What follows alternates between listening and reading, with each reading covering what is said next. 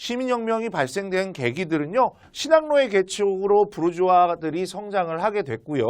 이 신학로의 개척은 절대왕정이 중상주의 정책으로 이루어지게 된 겁니다.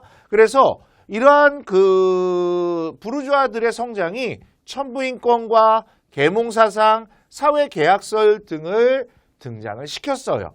제가 줄쳐드린 이 부분들이 시험 문제 나올 수 있으니까 여러분들 잊지 말아주시기 바랍니다. 그러면서 시민혁명들을 만들게 되죠. 그 시민혁명을 통해서 자유권과 평등권, 그리고 나중에는 참정권, 그리고 사회권, 그리고 마지막으로는 그 연대권이라는 이런 것들이 만들어지기 시작을 한다는 겁니다.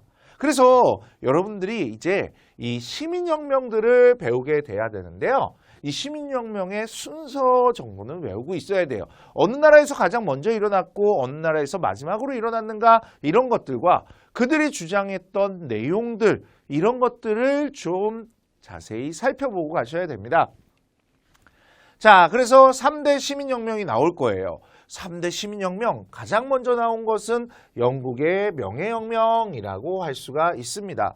자, 영국의 명예혁명이라고 하면요, 얘들은요, 처음부터 한번 보셔야 돼요. 영국은요, 의회 정치가 발달을 하게 됐어요.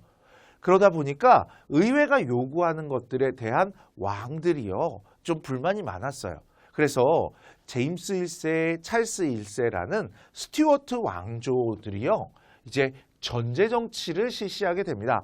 전제 정치라는 것이 무엇이냐면요, 왕이 마음대로 정치를 하는 거예요. 의회 말도 안 들어요. 강력한 왕권으로 내 마음대로 할 거야. 이렇게 전제 정치를 실시를 하게 돼요.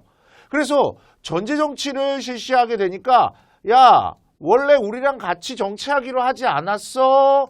라고 하면서 왕의 편인 왕당파와 의회의 편인 의회파가 싸우게 됩니다. 이 의회파들이 이 전쟁에서 승리를 하게 돼요.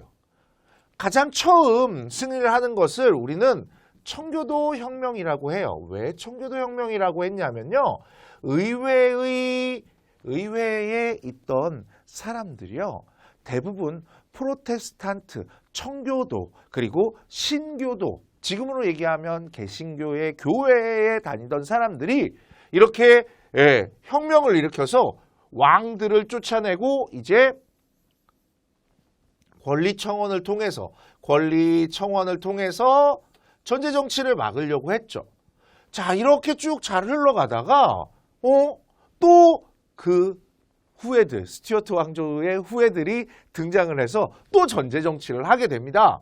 그렇게 되면서 다시 한번 혁명을 일으키자라고 해서 또 혁명을 일으키는데요. 이번에는요, 왕들이 도망가 버려요. 그러면서 피를 흘리지 않았다라고 해서 명예혁명이라고 얘기를 합니다. 자, 이 명예혁명이 아주 중요한데요. 자, 명예혁명에서 주장하는 바는 어디에 나타나 있을까요? 이 명예혁명에서 주장하는 바는요, 그들이 발표했던 권리장전이라는 곳에 나와 있는데요. 여러분들 청교도혁명은 권리청원 이렇게 외우시고요. 명예혁명은 권리장전이라는 것들을 외웠으면 좋겠습니다. 자, 권리장전의 내용들을 보시면요, 외울 필요 없어요. 그냥 이렇게 보시면 돼요. 국왕은 전제 정치를 막아야 되죠. 의회의 승인 없이는 이라고 나왔어요. 의회의 승인 없이는 아무것도 할 수 없어. 상비군도 모집할 수 없고요. 세금을 더 거둘 수도 없어. 의회의 승인을 받아야 돼. 이런 말들이 대부분 들어가 있어요. 이 의회의 승인 없이라는 말이 되게 중요합니다. 의회의 승인 없이 무슨 얘기지? 얘네들은요, 이런 것들이에요. 의회는 뭐 하는 곳이에요? 법을 제정을 하는 것이거든요. 법을 제정하는 곳에 의회가 있어요. 그러면 의회를 법으로 바꿔볼까요, 단어를? 뭐라고 할 수 있어요? 법의 승인 없이는 국왕이 아무것도 할 수 없다. 그러니까 법에 따라서 국왕은 정치를 해야 한다. 이런 얘기들을 하고 있는 거죠.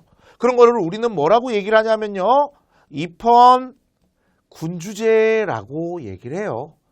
헌법에 입각해서 군주가 다스리는 정치, 입헌 군주제라고 얘기를 할 수가 있습니다.